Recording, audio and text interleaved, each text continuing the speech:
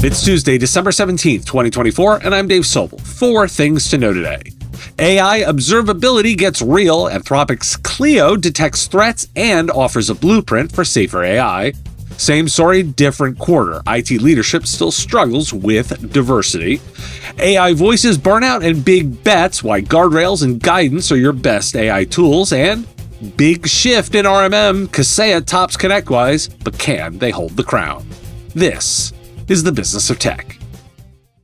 Anthropic has developed a tool called Clio, designed to identify new threats and unknown harms in using its AI chatbot, Claude. Recently, Clio detected a coordinated spam network attempting to manipulate search engine optimization by generating text through Claude. This internal tool analyzes 1 million conversations to cluster similar topics and highlight suspicious activities. Anthropic found that the top uses for Claude include coding and software development, educational purposes, and business strategy, with the latter 3 categories accounting for only about 23% of interactions.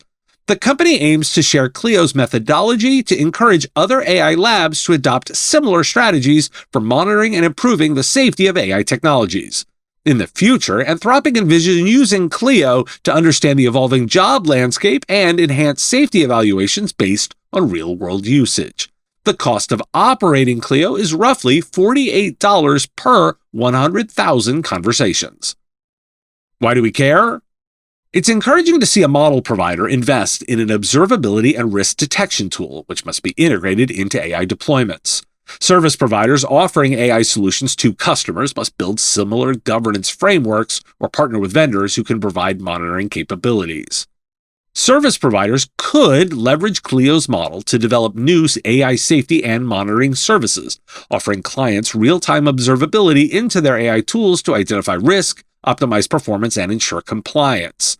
This would be a notable competitive advantage in a landscape where model providers are rapidly moving to commoditization. Today's episode is supported by Huntress. You want to focus on your clients and are always looking for ways to get more time.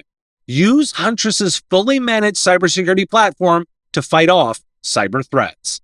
Huntress is more than cybersecurity software for endpoints and identities. It's a 24/7 security operations center.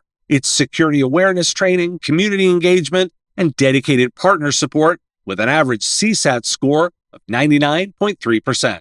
Technology can only get you so far. Human expertise is what's needed to truly elevate and protect small businesses, and you get that with Huntress.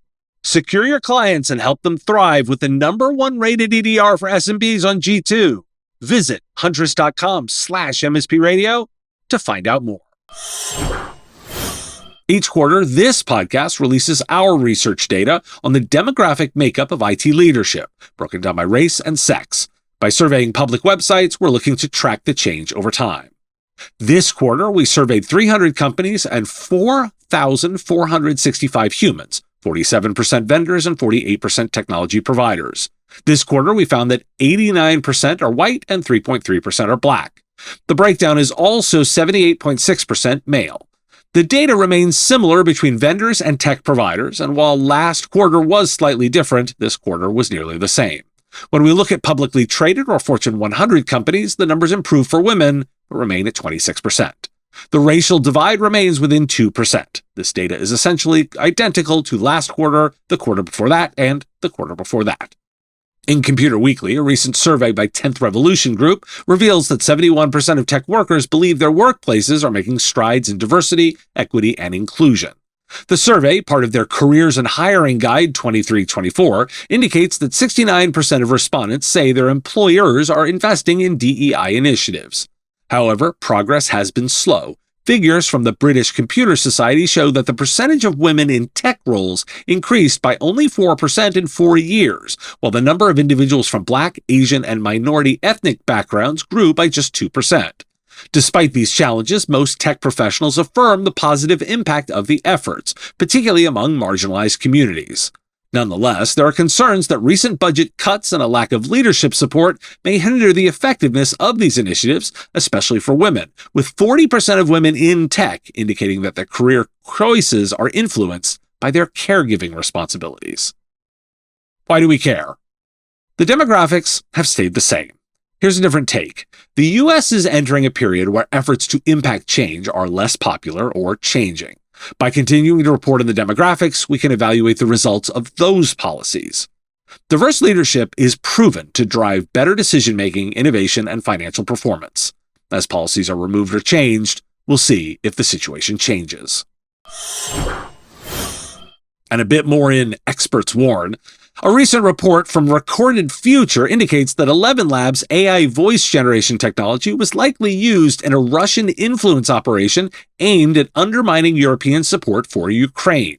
The campaign, termed Operation Undercut, utilized AI-generated voiceovers in misleading videos that targeted European audiences, questioning military aid and portraying Ukrainian politicians as corrupt.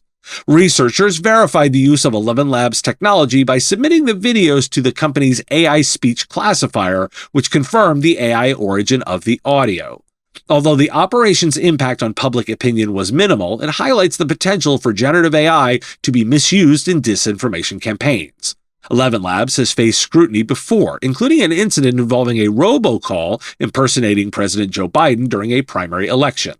The company has implemented safety measures to prevent unauthorized impersonation and has seen significant growth, with annual recurring revenue increasing from $25 million to $80 million in less than a year.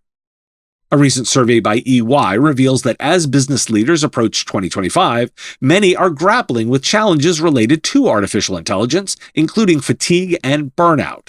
Over half of senior leaders reported feeling like they are failing amid the rapid growth of AI, with enthusiasm for its adoption declining across organizations. Employees are struggling with overwhelming information and developments associated with AI. Despite these challenges, more than one-third of leaders plan to invest at least $10 million in AI next year, an increase from 30% 6 months ago. However, leaders cite infrastructure and data processes as obstacles to motivation and adoption. The growing interest in responsible AI practices has been noted, with 3 in 5 leaders wanting to focus more on the technology's risks and enhance employee training on responsible use in 2025. A recent report by Atacama reveals that 72% of data leaders fear failing to adopt artificial intelligence could lead to a competitive disadvantage. While 74% of organizations have implemented some AI solutions, only 33% have integrated them across their operations.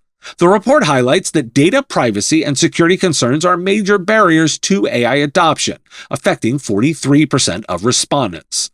Notably, 54% of all respondents feel pressured by the consequences of not adopting AI. The anticipated benefits include transforming customer service, with 57% believing it will enhance this area, particularly in smaller organizations. The report emphasizes the importance of clean data, with 51% of data leaders prioritizing data quality to maximize AI's potential for improving operational efficiency and decision-making. In the insurance sector, 68% view operational efficiency as a key driver for AI adoption. At the same time, healthcare organizations struggle with integrating legacy systems, but remain optimistic about AI's role in predictive analytics. And as highlighted in the Financial Times, businesses are facing challenges in managing employees' use of artificial intelligence tools. As companies increasingly integrate AI into their operations, leaders struggle to enforce policies regarding its usage. This concern comes amid a growing reliance on technology to enhance productivity. Research indicates that over 70% of organizations are exploring AI solutions, yet many lack clear guidelines on implementation. The article highlights the importance of establishing comprehensive strategies to balance innovation with employee oversight, ensuring that AI tools are utilized effectively while maintaining organizational integrity. Why do we care? Service providers must prepare themselves and their clients for handling AI voices in scams. This is in a landscape of opportunity, as reported yesterday, and fatigue, burnout, and information overload. Standing still results in a competitive disadvantage, and to be successful, organizations have to be with their employees by issuing helpful guidance. That said, many organizations are still in the pilot phase, and the actual ROI of artificial intelligence remains unproven in many sectors. Go forth with guardrails against misuse, align to specific business goals, and invest in workforce training, or offer that as a service. Per new Canalys data, in a significant market shift, ConnectWise has lost its long-held position as the number one provider of remote monitoring and management, a title it had maintained for 29 years, according to the organization. Kaseya has now taken the lead in market share. However, Kaseya's victory is tempered by its recent drop from the champions quadrant of Canalys' RMM PSA leadership matrix, with NinjaOne and Halo PSA now entering the competition.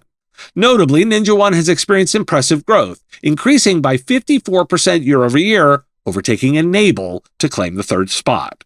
Canalys chief analyst Jay McBain highlighted that Kaseya is focusing on pricing strategies and bundling services, while ConnectWise is concentrating on its IaaS platform. Why do we care? Kaseya is aggressive about pricing to win customers. Pricing flexibility and bundled offerings are attractive in the short term, but can create challenges for providers over time if the perceived value or innovation lags. For service providers, Kaseya's approach is an opportunity for cost management. Still, they need to weigh dependency risks, and notably, they've been moved out of that champions quadrant, raising questions about execution and customer satisfaction, which could be exploited by ConnectWise if their IaaS investment pays off in accelerated product development. But here's the headline. Evaluate vendors beyond market share and focus on sustainable innovation, customer satisfaction, and alignment with your business goals. Are you ready to take your cloud business to the next level? TD SYNNEX is changing the game for MSPs with their StreamOne platform, where all clouds meet. With StreamOne, you get access to Microsoft, AWS, Google, and more, all in one place. StreamOne Commerce API enables headless commerce, and there is seamless integration with your PSA tools, making billing easier than ever. Plus, white label storefronts allow you to extend a fully customizable marketplace to your customers. And StreamOne is more than a marketplace. It simplifies the complexity of cloud ecosystems and empowers you to grow at scale. To learn more, visit tdsynnex.com/StreamOneIon and see how StreamOne can transform your business. Thanks for listening. Today is National Maple Syrup Day, National Device Appreciation Day, and our friends in the North in Canada also celebrate National Maple Syrup Day. Have a question you want answered? I take those listener questions, send them in for the last live show of the year, ideally as a voice memo or video, to question@mspradio.com. There'll be a live show tomorrow, Wednesday at 3 p.m. Eastern on YouTube and LinkedIn, joined by Howard Cohen and Jay McBain. Got a comment or a thought on a story? Put it in the comments if you're on YouTube, or reach out on LinkedIn if you're listening to the podcast. If you enjoyed the show, give us a review and make sure you've subscribed or followed on your favorite platform. Back again tomorrow with the year-end predictions episode. The Business of Tech is written and produced by me, Dave Sobel, under ethics guidelines posted at businessof.tech. If you like the content, please make sure to hit that like button, follow, or subscribe. It's free and easy, and the best way to support the show and help us grow. You can also check out our Patreon, where you can join the Business of Tech community at patreon.com/MSP Radio, or buy our Why Do We Care merch at businessof.tech. Finally, if you're interested in advertising on the show, visit mspradio.com/engage. Once again, thanks for listening to me, and I will talk to you again on our next episode of The Business of Tech. Part of the MSP Radio Network.